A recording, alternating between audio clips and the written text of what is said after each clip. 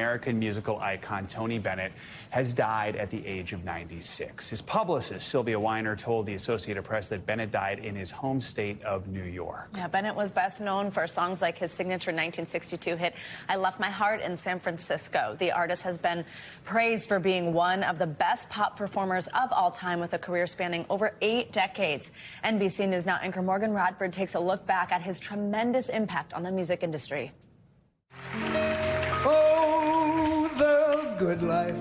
Tony Bennett. I found you just in time. The great singer of the Great American Songbook. The way you look tonight. His music defining a generation with shiny tuxedos, big bands, and smoky jazz joints.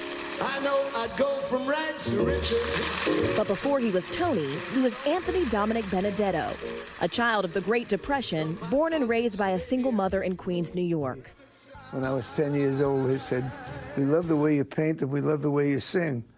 And so I said, "That's who I am." He dropped out of high school to support his family at age 16 and was later drafted by the Army, serving in World War II. I decided that when I get out of the Army, I'm going to go into show business. He got his big break in 1949 when entertainer Bob Hope saw him singing in a New York City club and hired him with one suggestion, that he change his name to Tony Bennett. The best is yet to come, and babe, won't that be fine? A star was born. San Francisco. In 1962, Bennett topped the charts with his hit, I Left My Heart in San Francisco, winning his first of many Grammys. As I approach the prime of my life. As his career skyrocketed, he also became an activist in the civil rights movement while developing his other love, painting. When you get lucky enough to nail one painting that really looks good, it's really a quiet celebration. But there was a dark underbelly to his success. Bennett developed a drug addiction in the 1970s and took a 10-year hiatus. He made a comeback in the 80s, becoming a favorite of the MTV generation. What do you say we do one for the MTV crowd? Bennett married 3 times and raised 4 children. In 2007, he tied the knot with Susan Crowe after the two dated for decades. Meanwhile, his popularity continued to surge in the 2000s when he recorded duets with megastars like Paul McCartney, The very thought of you. Elton John, My fate is up to you.